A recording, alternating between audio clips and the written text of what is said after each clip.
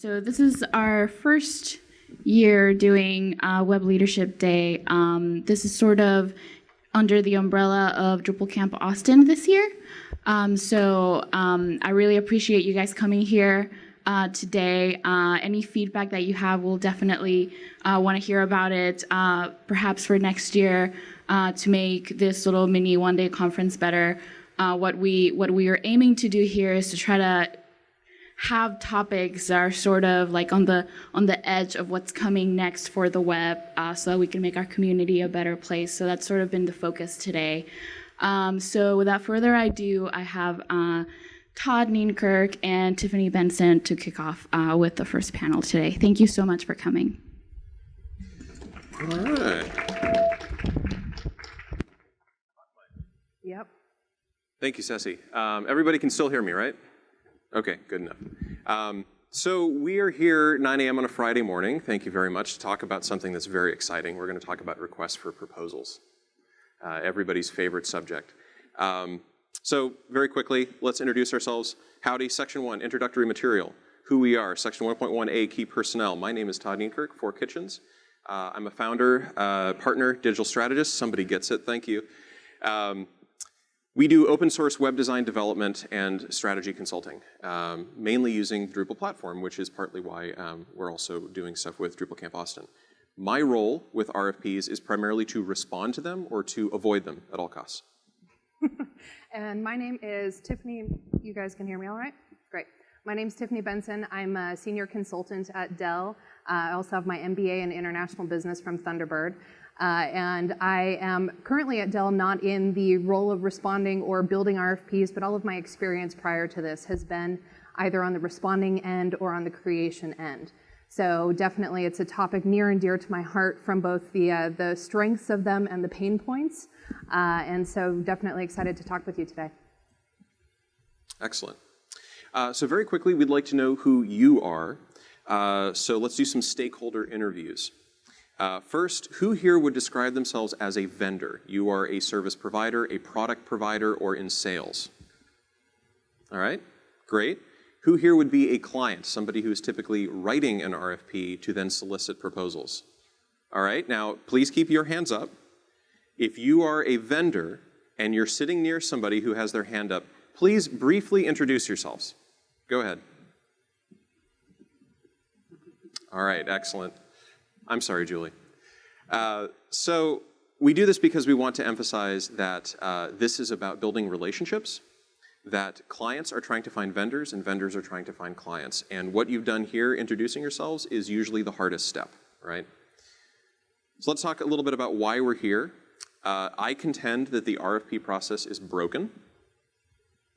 I tend to contend that it is not, and that it's an important tool that you can leverage in your business if you're wielding it the right way.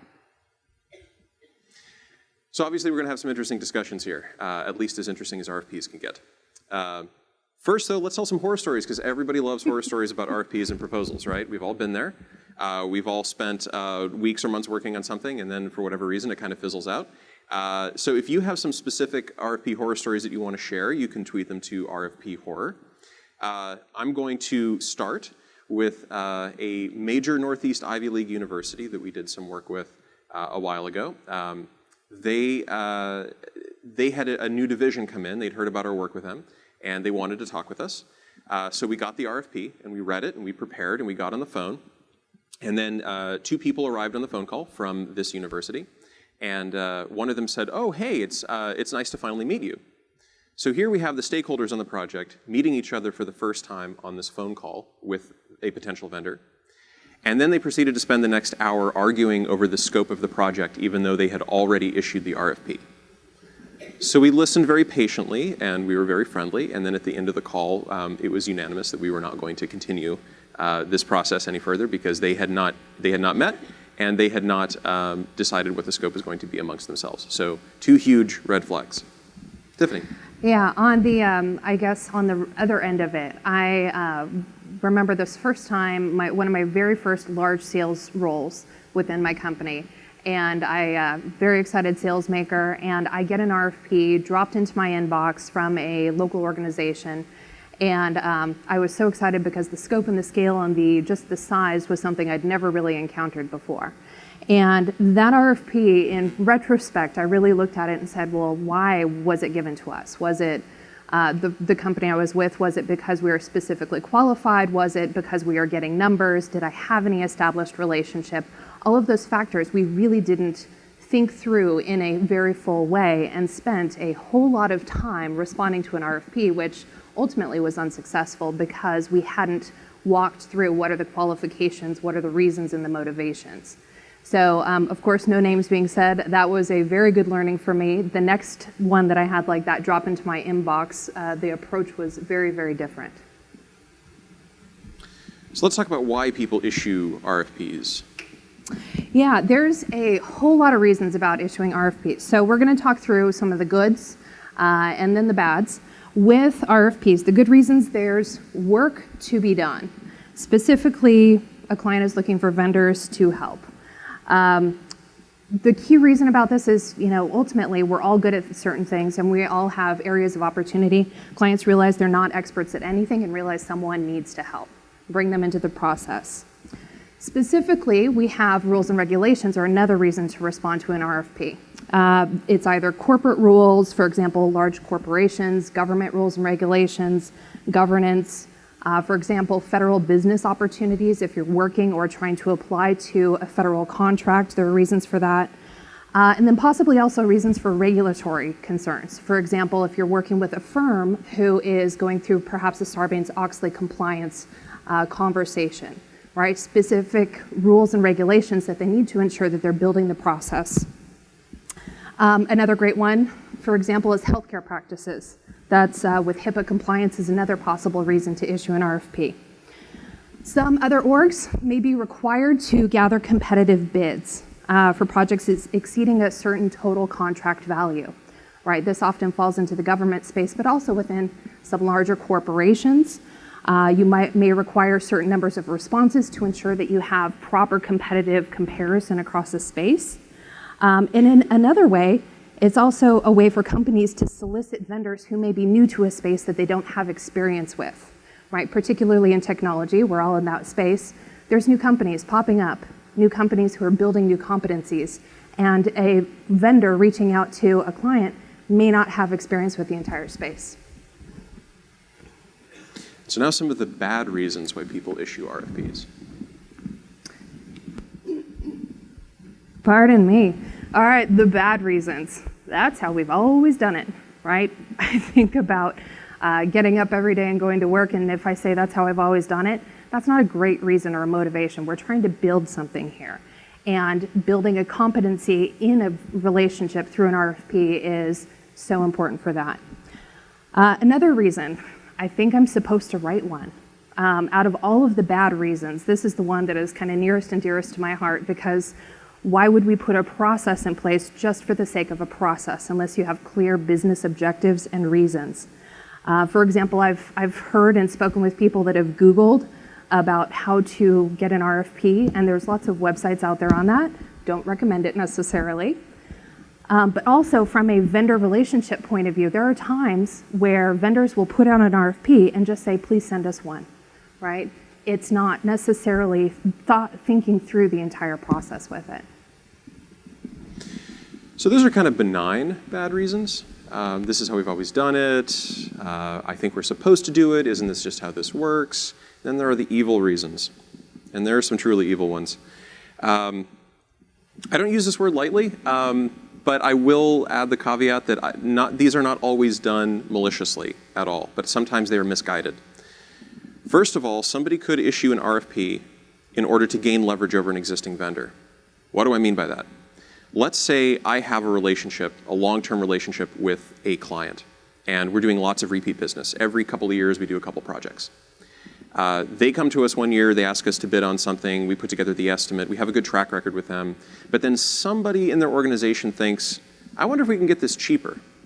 So they put it out to bid, and they get a bunch of responses. We may not even know they've done this. They get a lot of responses, many of which are lowballed, especially if they did a big open bid, where they just kind of send it out to everybody in the world, and they get dozens or hundreds of responses. They come back to us and say, we have a bunch of proposals here that say you could do it that these people could do it at maybe half cost or a third of the cost. What do you think of that? Now that is leverage over us, right? That means that we now have to defend our pricing, which is totally reasonable, but often they are basing it on submissions, on bids that don't understand their culture, how they really work, what kind of overhead is involved, what their process is. They don't have the culture or the history, the understanding to know what it really takes to work with their organization. So they could potentially gain leverage over us by trying to go out for bid. It's disingenuous in that these other vendors never really stood a chance. They were just there to provide fodder for this argument. Next, there's free consulting. This is one that we're probably all aware of. Somebody puts out an RFP. The RFP says, be very, very detailed. Give us explicit explanations of how you're going to do it. Show us design examples. We want to see wireframes. In other words, start doing the work for free and show it to us. Well, and with this one specifically, another counterpoint to this is really when going into a new space, right? If a company is going into a new area, whether it's a new sales area, a new supply chain area, a new technology, it's a way for them to potentially gain expertise within this space by getting RFP responses from potential vendors. So this is also a way for them to understand where are their gaps in their competencies, and is really a very unclear or potentially dangerous space. So in some cases like this, the client may just be asking for a blueprint, and I've heard this story repeated many times, and you may have experienced it yourself. They will turn around and say, thanks so much for all of the submissions, we decided to take this in-house, which means they've now taken all of your recommendations and they are going to probably implement them. So you've given them free work. This is not usually done maliciously, but it's done out of ignorance, thinking that this is somehow how it should be done. You should do spec work in order to win the work. But in fact, that is not okay. And that is not an expectation that we should set or allow to be perpetuated. There's the idea of risk aversion. This is very subtle. So by risk aversion, I mean the concept of displacing responsibility onto the vendor. Let's say there's somebody at an organization, a large organization, that's given a very ambitious project. And they're a little scared. Their organization has never really done anything like this before, or they're new to their job and they're a little worried about their job security. They put it out to bid and they run all of these vendors through the ringer. They do multiple rounds of interviews. They have a very lengthy RFP process. There's all kinds of forms they fill out. They have round after round after round, and then that vendor is finally chosen. At that point, that person can say, I did my due diligence. I did everything I could to try and vet these vendors. If this project goes sideways, there's no way it's my fault. But in fact, it could be that person's fault, or partially that person's fault, because they weren't properly managing it, or the stakeholders weren't clearly defined, or the project itself wasn't well defined in advance. In other words, sometimes RFPs, especially a very strenuous RFP process, can be used to redirect responsibility directly to the vendor and to not own any of the responsibility oneself. RFPs can also be used to qualify new vendors for future work. So an RFP can be issued, and it's basically a fishing expedition. They just want to see who's out there. There may not really be work, or there's actually an existing vendor and they're planning on going with that existing vendor, but they think, hey, we already wrote this RFP, let's see who else is out there so we can collect resumes and then file through them at a later date. Of the evil reasons, this is probably the most benign because they do have work and they do want to work with vendors, but there are much easier ways to do this. Issuing an RFP offers false hope to everybody. So rather than doing that, just keep an open sort of vendor hiring policy at your organization. Constantly be talking to vendors, find out what they're good at, what their competencies are, the kinds of work they want to do, stay in touch with them. You can gather and qualify new vendors without actually issuing RFPs. You can just have conversations with them. It's much easier. And that way expectations are set properly. So, and then the next kind of question around RFPs is, why would you respond to an RFP? What are the positive reasons, and what are the potential nuances that you need to be aware of when responding to an RFP? So the first one that I want to talk about, because I think we've all experienced this either today or in our careers, is small shops with big projects, right? You get a big RFP that lands on your desk. You're very excited about the work, and it's really not common or even potentially easy to win those RFPs, but it is very possible for an exceptional team to break through. And specifically what I mean by this is if there's no established client-vendor relationship, It's difficult, but the conversation that you need to have within your firm is really around, is this a strategic opportunity for us to get into a new space, to establish a relationship that perhaps we haven't yet established, to be able to show a company that you have not yet worked with or have worked with minimally, what are you really made of? To show your competencies in areas that perhaps they don't understand that you have those competencies in. So one of the important things too, as a counterpoint to this, is the big guys, right? The big firms, those companies are also rapidly evolving. So one of the important things that I want to make sure and call out is that perhaps you wrote an RFP response a couple of years ago to a very large firm, and it was not successfully accepted, but that firm has continued to evolve. So the next 2 or 3 years later, that firm's business model may be very different. That big company may have evolved into the next stage of wherever they're growing. So it's very, very important to understand that also those clients putting the RFPs out are not static, and that you need to have that continued dialogue. So the next area is really about practicing a safe RFP. So this is RFPs. The content reflects the complexity to the size and the scope of the project. The question that I really ask when going into an RFP conversation is, do you have a relationship? Where is your relationship? Do you have an internal advocate? Are you leveraging your sales organization or your sales teams to build and facilitate those relationships across the RFP organization? And while RFPs are very, very exciting and we wish we could win them all, it's really about sizing the scope of the RFP, but your ability to effectively navigate within the company to not only win the RFP, but once you've won the RFP, to implement it. I contend that sometimes maybe you should not respond. And this is how we came to this conclusion. So a little bit of background. We, like every other shop, responded to RFPs all the time for years. And then we met HappyCog. And we went in together on a project, and I started hearing this phrase, RFP averse. And I'd never really heard that before. What I learned from them is that there are people out there that really don't like RFPs. There are people on the client side that don't like writing them. They don't like having to read the responses. They don't feel that it's necessarily the best way to do things. And this opened my eyes to a whole new world of how we can engage with clients and build better projects and build better relationships. So as a result of going in on this bid together with them, I started thinking about numbers, and we sat down as a team, and we listed on a whiteboard every single project we won or lost for the past, this was, I guess, 5 years into our business, for the past 5 years. We've roughly calculated how long it took us to respond to each of these RFPs, what our opportunity cost was, and this is what we came up with. It takes us about 40 to 80 hours to respond to an RFP. That's an opportunity cost of $7,000 to $14,000. There are additional costs, some of which are hard costs, some of which are other versions of opportunity costs. There are things like legal fees, having to review a contract that must be agreed to when you issue your response, your proposal. There are sometimes travel expenses for pitches and on-site meetings.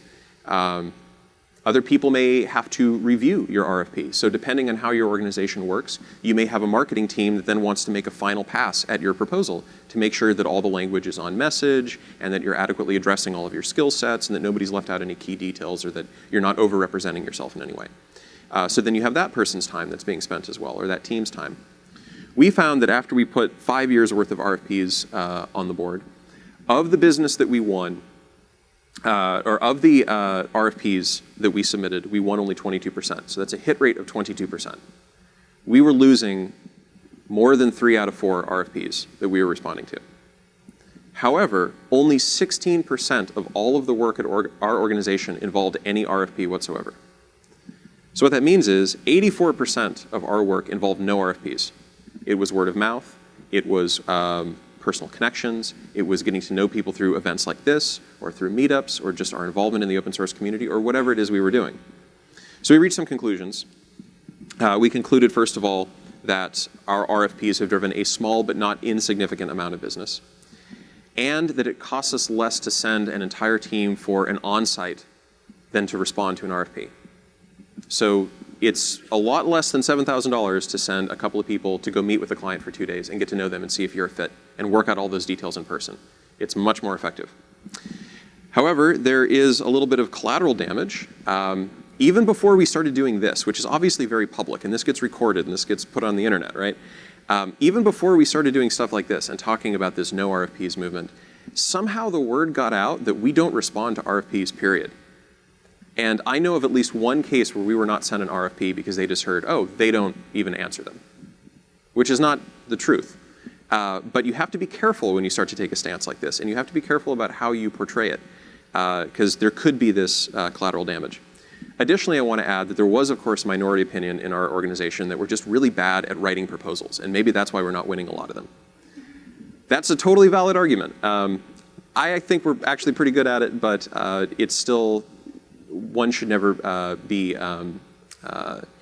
too sure of themselves, obviously. So how can you do this yourself? Let's try this at home.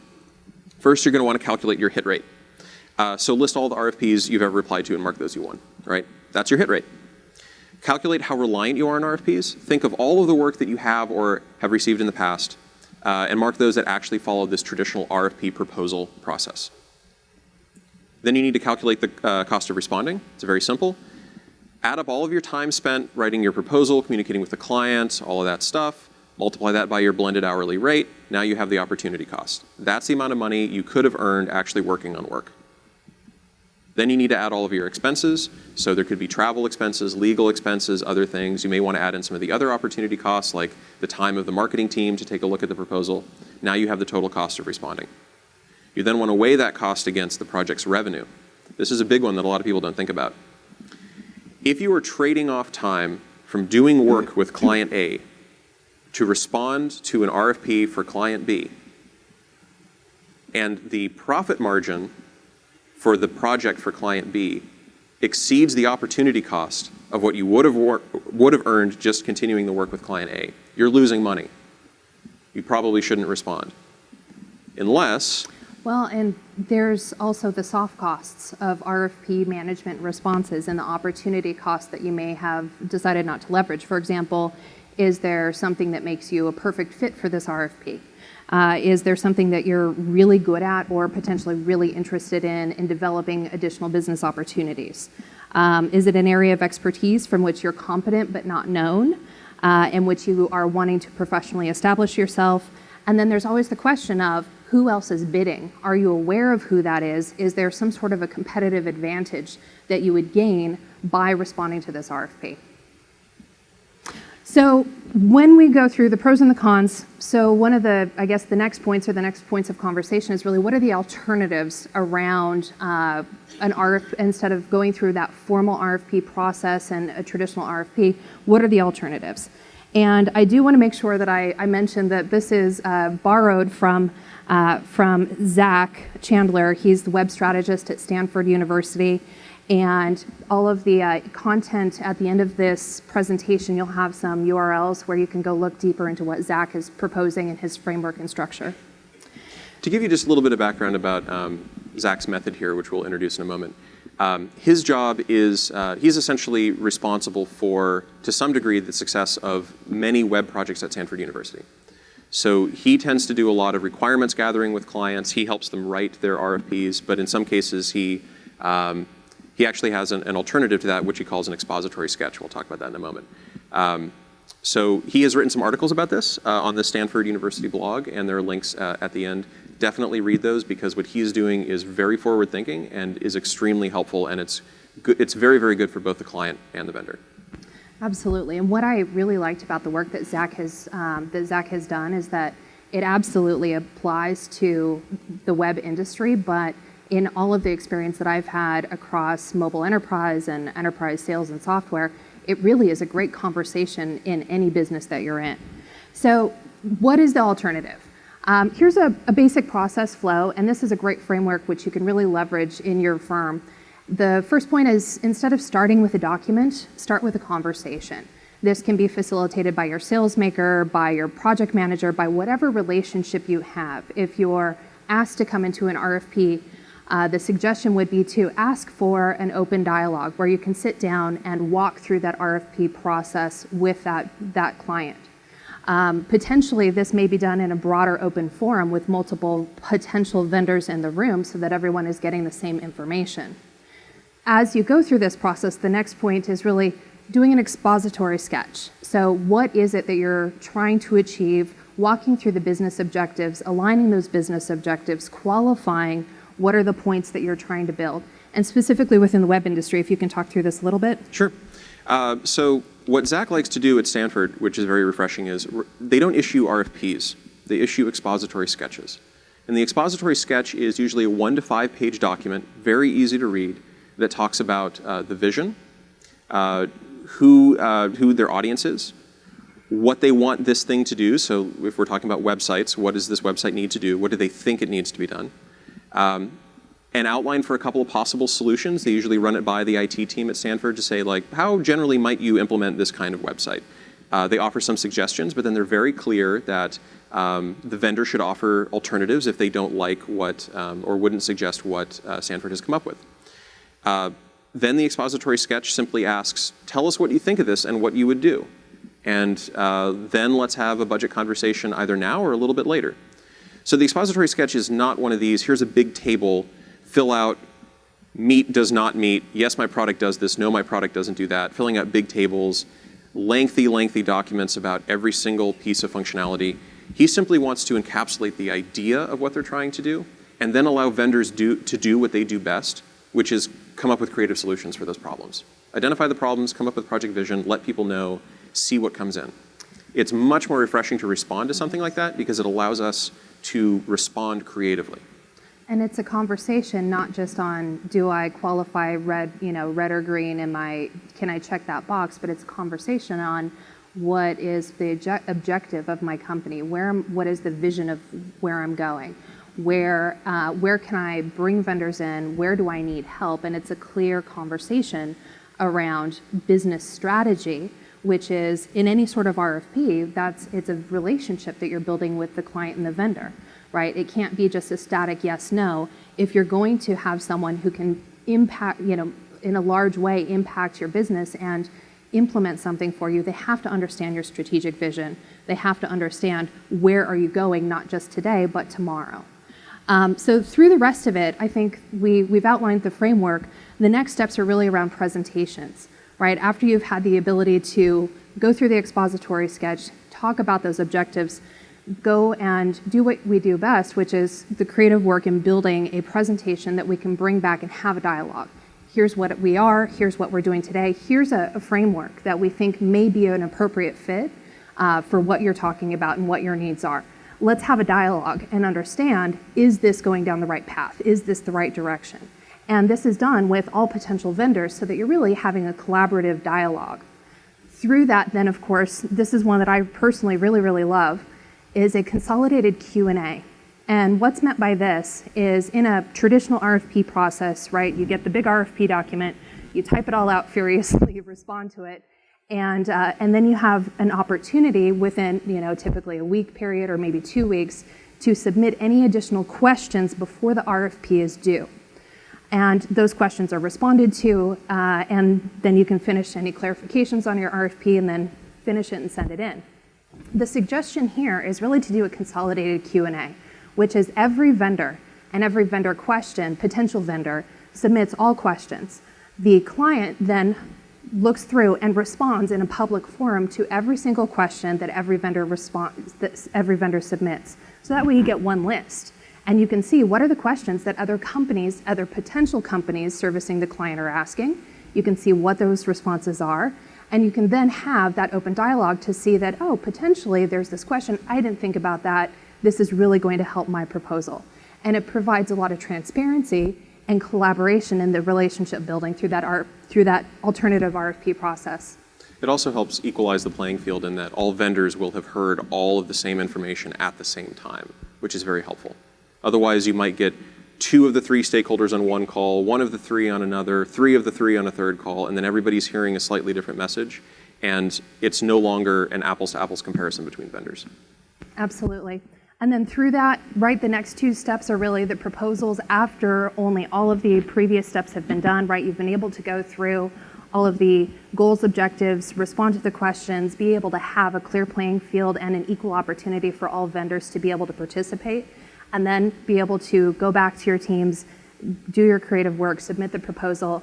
And then the last one, which I really like, and I'd ask you to actually talk through it because there's a lot of specifics, is the discovery phase. So the discovery phase can happen after you do all of this in Zach's model, or it can happen on its own. So something that we do quite a bit of after we receive a big RFP, especially if the RFP seems a little confused, or if it's just seems really bulky, or there are a lot of aspects to it that raise some red flags for us, like it's not quite clear what they're asking for, it's not quite clear what the message is, what problems they're trying to solve. What we then pitch is a discovery phase. So rather than responding directly to the RFP, we suggest, hey, it sounds like you could probably use some help figuring out what it is that you need. So how do you feel about bringing us on board for a very limited engagement, maybe a week or 2 or 3? We gather your business requirements, we interview your users and stakeholders, we help you develop a vision. We actually basically help you write your RFP. And then you can submit it back to us or anybody else. It's yours, you own it. We found that this process works really, really well. It works well for a number of reasons. One, it's going to result in a better project vision, better understanding of the client's goals. They will understand their goals better and who they're trying to serve. Additionally, on the vendor side, it allows vendors to receive higher quality RFPs that are more well-defined. And it gives both parties an opportunity to work with each other first. So it's kind of like dating a little bit first before you get married. So if you do a discovery phase for a little while, very limited engagement, let's see if our personalities click. Are we getting along? Does this feel good? If so, then we can probably proceed to the next stage. If not, no big deal. We've delivered the thing that we were supposed to deliver. The client got value out of it. They can now write an RFP that's going to be really good, and they can find another vendor that will fit their personality or budget or timeline or whatever it is they're trying to do. So with advice to clients, one of the, we're going to talk through some suggestions and whatnot, but on the advice to clients, my biggest suggestion would be don't just default to an RFP for the sake of a process, but really use the RFP internally within your company as an opportunity to align all of the business objectives, to sit down and clarify, why are you doing this? What are my strategic goals? What are we good at? What are we great at? What is potentially expensive for us to do, even though we could do it? And what do we need help with if it's not where we want to focus our most effective efforts? In my experience, I find that there's times where people can do everything that they potentially wanted within the scope of an RFP, but you have to also look at where is the work high value for us to keep it in-house versus getting help from another vendor or another partner. So on this, we really talk about honesty being the best policy. Be open and honest with your potential vendors. Be transparent, be clear. This is our professional relationship, both personally and with your company. So be very open and allow a level playing field as much as possible.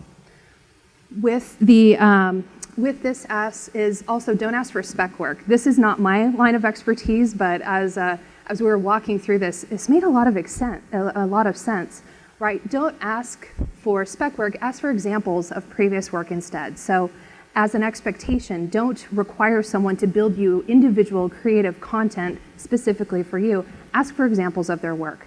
Ask for previous clients who are able to speak to what they have done rather than building something individually. With it, also research and pre-qualify vendors. So the big suggestion is no open bids. Sending an open bid to 300 people or 300 firms or whatnot, I would question that, because what is your objective for sending it out just to the universe and hoping for something to come in, right? Narrow your objectives and narrow what sort of work you're really looking for so that you can get quality responses, because one of the things that we didn't talk about is the cost of internally managing an RFP, right? Responding to an RFP is extremely expensive, but your internal management of an RFP, if you're sending out to the universe and getting 300 bids, think of the time and the internal cost of sorting through every single one of those to try and weed it out to something that's useful for your company. You should talk to the team, not just the salespeople. Now, a good sales team will be able to in a very genuine way, properly represent the capabilities of the vendor. But you as a client should also insist on speaking to at least a couple of the people that will actually do the work. Because those are the people you're going to be working with on a daily basis, right? Not the salespeople. And I say that coming from I do a lot of sales at my organization, so I'm kind of one of these salespeople. You should really be talking to the team as well. So the salespeople need to be facilitators. Sometimes you should ask for their resumes or their specific areas of expertise. That can be a good thing to ask for. That's not terribly invasive. You shouldn't be afraid to ask about that. Next, relationships matter. So you are trying to develop a relationship, right? So go into this in a genuine, trustful way. I say this because sometimes I get the impression from clients, especially those who haven't done a lot of work in the web space in the past, that they're really afraid that vendors are somehow out to screw them. And this may be because we're dealing with estimates and hours, and it's very hard to nail down the cost of something as large as a website. Is it $10,000? Is it $100,000? It's going to require a lot of negotiation and back and forth about the scope and who's going to be working on it and what the deadline is, and all of those things affect cost, right? I think a lot of people's experience with the idea of estimates is with a car mechanic. And we've all had that experience where we go get our car fixed and they say, I think it's going to take 4 hours. And it takes 6. And that's an extra $200. That's a lot, right? So if that's your typical experience with the idea of estimates and then learning that, oh, well, it turns out there was something else wrong and we had to go in and fix it, everybody's going to feel a little nervous going into it, right? So please don't assume that vendors are somehow just trying to squeeze all the money they can out of you. They really want this project to be successful. They want you to look good, they want the project to look good, they want themselves to look good. Cultural fits are really important too. So getting to know people on a personal level is really key. Cultural fits will make the project fun. It'll make it easier. It'll actually make it cheaper because you'll be speaking the same language in a way. You'll understand what each other needs. Be sure to engage all of your stakeholders. So speaking from the client perspective, you have stakeholders, right? There are people within your organization that have needs for the project. Let's say you're building a website. They need the website to do certain things. They want the website to show certain content because you have a stakeholder from the marketing department and a stakeholder from operations and a stakeholder from legal, and all of them want space on the homepage, right? You want to make sure that you're engaging all of those people and that somebody doesn't walk in at the last minute and say, wait a second, I was never consulted about any of this. Stop, right? That happens a lot. So you want to make sure that you engage all of your stakeholders from day one and also that they're involved in this vendor selection process because their input is really, really valuable here. Don't bite off more than you can chew. This especially goes for the public sector. Does anybody here work in the public sector? All right, a couple people. You've probably run into situations where you have to put together a big project and somebody says you need to do a big RFP and you spend weeks or months working on this RFP and it turns out to be a big project and then you're kind of stuck with that vendor forever, right? It's a 2-year project, you signed up on day 1 and you have another 700 something days to go. Consider structuring your contracts in small bites rather than one enormous RFP. Give the ability for the vendor to move on to the next phase automatically if they perform. If they don't perform, you have an out. So to think of this in terms of money, let's say you have a $200,000 project and your competitive bid cap is something like $50,000. So why not break that up into 5 $40,000 chunks? That way you can engage vendors without having to go through a lengthy RFP process. That way you can write an out into each of those stages to say, if I got $80,000 into this project and it turns out that this is not the right vendor, you can stop and switch to a new vendor at the next stage. And you're not on the hook for the full $200,000. This is, again, part of that date before you get married kind of approach to choosing vendors. Always make it a conversation. Always allow for open discussions and Q&A whenever possible. I realize that this is not always possible in the public sector because there are very strict rules, sort of like a cone of silence rule, that once you issue an RFP, you are not allowed to talk to vendors anymore. That's actually written into Massachusetts state law, by the way. So it is a crime for people to speak to vendors after an RFP is issued in the public sector. So you need to be aware of that. But whenever possible, do make it a conversation. Do be available to everybody. Make sure that you also know all of your contracting options. I'm not an expert in the public sector, so I can't give you an exhaustive list of all of the things to do, and it varies from state to state or city to city or region to region. But some things to consider is there are multiple vehicles to establishing master services agreements with vendors. You've probably heard of things like master vendor lists or preferred vendor lists, things like that, right? Understand what all of those are. The state of Texas has some really interesting ones. There's things like DBITS, the deliverables-based IT services. There's the ITSSCC, I forget what that stands for, but it starts with information technology. There's California has one called CMAS, the California Multiple Award Schedules. So there's lots of stuff like this. You had mentioned the Western States. The Western States Contracting Alliance, it's called WISCA. It's essentially a way to bring a whole group of vendors together where every state pretty much west of the Mississippi is negotiating as a cohesive whole. And by responding to the WISCA contract or RFP, now you become a vendor that can individually pitch each city, state, and local government. So it's not actually awarding any initial business, but it allows you opportunity to go in as a vendor and then pitch those different organizations. So that's another great example. So now some advice to vendors. We're a little short on time, so we're probably going to blow through this really quickly. So now I'm speaking to the vendors out there, my people. Offer some alternatives to the process. So like everything pretty much, the RFP process itself could be negotiable. Not just scope or budget or timeline or whatever, but the process itself might be something that you could negotiate. So go into that negotiation with well-defined alternatives and understanding the pros and cons of each. I mentioned earlier discovery phase. You could help them write an expository sketch or an RFP. Lots of different things you could do there. You could also suggest that they issue an RFI instead of an RFP. So the difference there is that an RFI is a request for information. A lot of people use these two interchangeably. They're actually very different. An RFI is a very short document. It's usually one page that says, tell us about yourself and what you're good at. And that's it. And this is stuff that vendors have in boilerplate ready to go. They can send it to you that day. And that will help you pre-qualify as a vendor, or I'm sorry, as a client.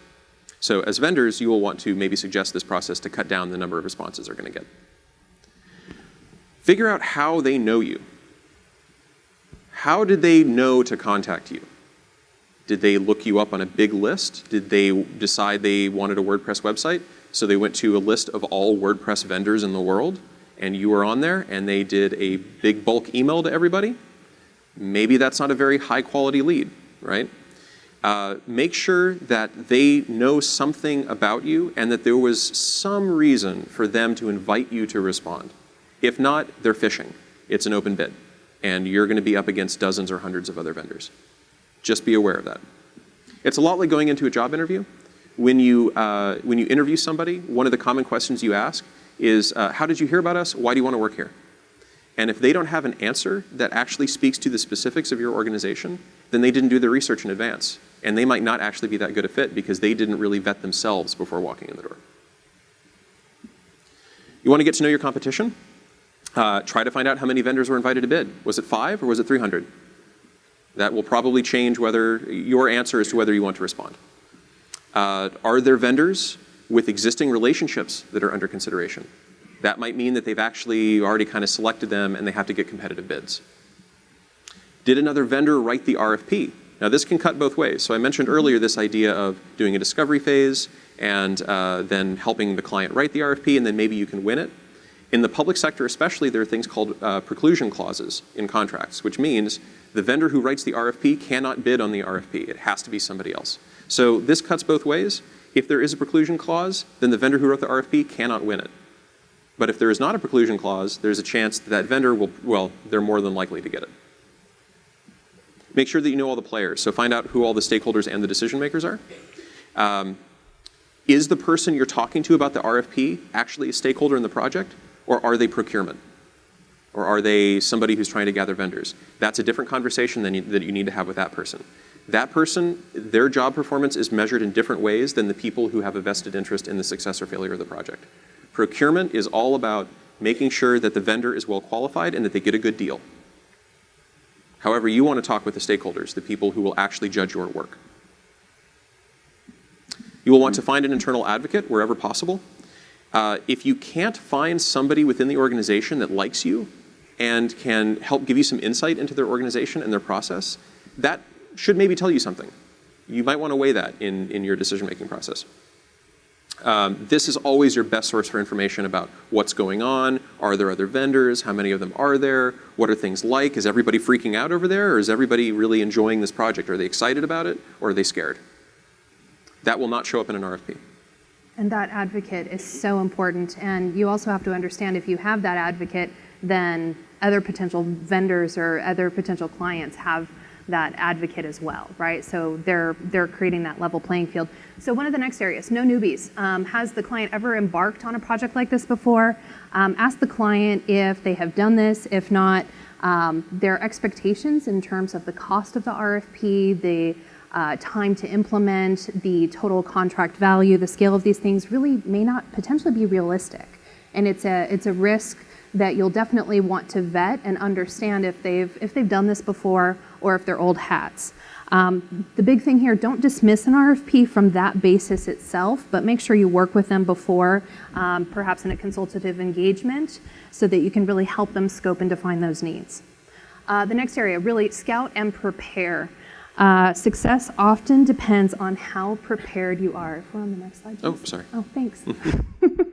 So clients respond with enthusiasm, and they want to hire someone who understands their business.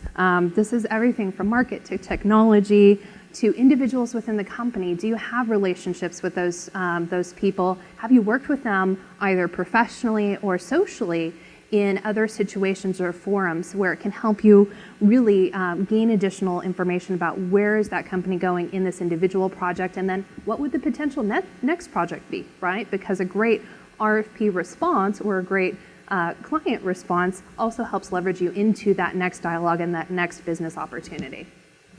Also consider the cost of bidding. If you can't afford to lose the project, you may not be able to afford to win it, right? And what I mean by that is that big projects come with big prices. And this is not only great total contract value in winning an RFP like that, but what are the terms of that RFP? You may not get paid until it's fully implemented, which may be 6 or 12 or however many months into the future, right? What's your revenue stream? What's your internal cost? If this is a very large RFP, do you have to scale your internal resources in order to support the entire building of that whatever that RFP is containing? So there's a lot of nuances that you'll want to make sure and look at, and where is this stepped, phased approach in that RFP or in responding to it. For example, when you talked about really breaking up a project into multiple segments, does your client have expectations like that, where if you get a certain deliverable, you get a paycheck and then you can move on to the next one? And then also pay attention to the details. Todd, actually, if you could walk through this, I'd appreciate it. Oh, absolutely, yeah. So this is actually fairly common sense, but it's really important to note. Don't skip anything. Don't partially answer anything. Often, especially if you're dealing with the public sector, you will be automatically disqualified, and there's nothing you can do about that. So even if there's something that you feel in an RFP, just like, this doesn't even make sense, this is not even what we're supposed to be doing here, you can answer something along the lines of, we cannot adequately answer this question until we get clarification on what it means. Like, at least answer it in some way. There are things like, you want to make sure that your NDA is in place. Sometimes submitting an RFP requires you to pre-agree to their MSA. So make sure you have that and that you've read it and you understand it. You want to make sure that the terms and conditions of this are met. So there might be things like, by submitting this proposal, you are agreeing to the following state regulations in a state in which you're not incorporated. Figure out if you actually meet those requirements, right? You don't want to get caught at the last moment realizing, like, oh, we never had this reviewed by an attorney, so we don't know if we actually meet these energy regulations or whatever they are. And finally, play by the rules. Know what procurement's rules are and don't ask them to break those rules. That could automatically disqualify you. It puts people in a really uncomfortable position. It's okay to kind of ask, like, what am I allowed to do here? Can we talk now? Can we talk later? One thing to keep in mind, I mentioned this cone of silence earlier, is When you're dealing, especially, once again, with the public sector, when they tell you, this is the last chance we're going to have to speak, they mean that literally and exactly. They will not be able to speak to you after that phone call. So once they issue that RFP, in some cases, as I mentioned, like the state of Massachusetts, it is a crime for them to speak to you because it's considered preferential treatment. So make sure that you understand that. Make sure that you're listening when they say this is the last time we can talk, because they mean it. And sometimes, don't be afraid to ask them what the rules are, because they know, they've done this before. Just understand them. So very briefly, let's talk about where we go from here. So our Appendix A roadmap. NoRFPs.org is, it's a bit of a manifesto that we're starting to build, and we'd love to get input from people.